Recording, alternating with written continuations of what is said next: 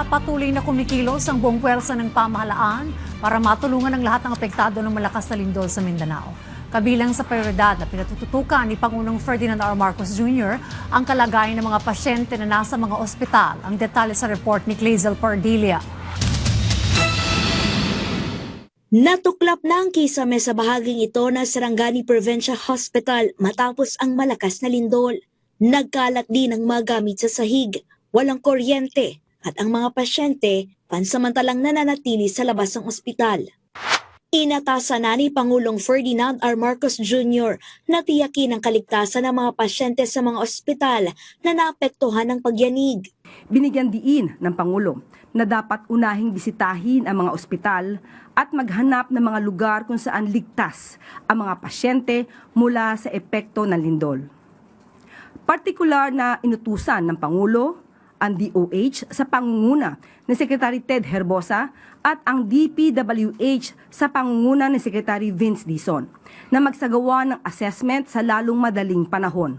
Inutusan din ng Pangulo ang Department of Energy na gawing prioridad ang supply ng kuryente sa mga pagamutan.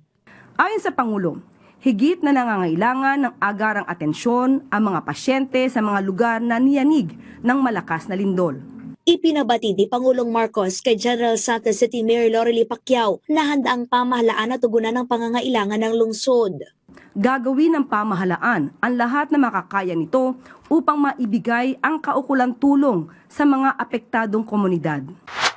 Ipinag-utos din ni Pangulong Ferdinand R. Marcos Jr. ang whole-of-nation approach o sama-samang pagtulong ng mga ahensya ng gobyerno para tugunan ang epekto ng lindol. Ipinag-utos ang agarang pagkilos at pagsagawa ng kinakailangang paghanda at pagtugon sa mga apektadong lugar. Binagindiin ni Pangulong Marcos Jr.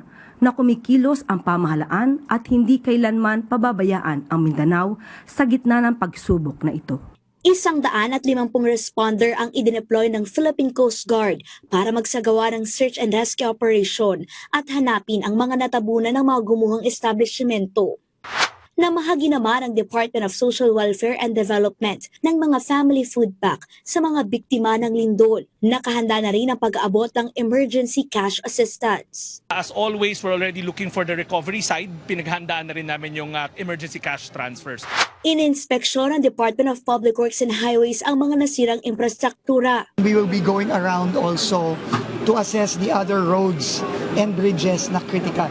Binisita naman ng Transportation Department ang General Santos International Airport. Pansamantalang isinarang operasyon para sa commercial flights, pero pinapayagan ang government at humanitarian flights. Nakipag-ugnayan tayo sa local government units ng Gensan at saka ng Sarangani Province. Sa mga assistance na maibigay natin ay yung mga kakulangan lang ng LGU. Clazel Pardilia para sa Bayan.